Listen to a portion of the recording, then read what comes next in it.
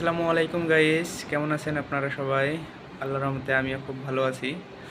আর আশা করছি আপনারাও অনেক ভালো আছেন, কারণ সামনে আমাদের ঈদুল ফিতর, একটা খুশির খবর, খুশির দিন।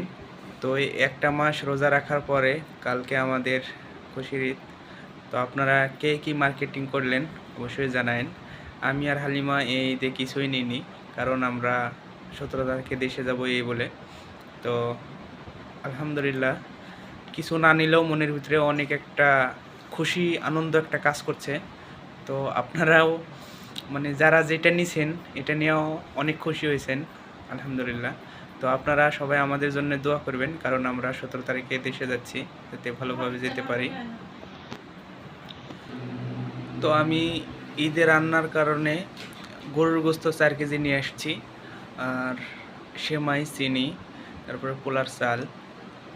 তো এখন আর রান্না করলাম না, কাছ থেকে এসে অনেক টাইট হয়ে গেছি।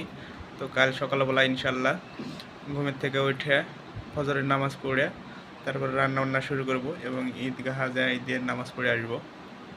আর আমাদের প্রবাসীর ঈদ মানেই মানে ঘর থেকে মসজিদ, মসজিদ থেকে ঘর। তো যাই হোক, আল্লাহর কাছে অশেষ শুকরিয়া, আলহামদুলিল্লাহ রাব্বুল আলামিন। আমরা যারা প্রবাসী আছি তারা এইভাবেই ঈদ কাটান, আর মনেকে সান্ত্বনা দিয়ে শান্ত হয়ে থাকেন, কারণ প্রবাস মানেই কষ্ট। তো সবার দোয়া কামনা করছি, আর এই সাথে শেষ করছি আজকের ভিডিও। আসসালামু আলাইকুম, ভালো থাকেন, দেখা হবে আগের ভিডিওতে।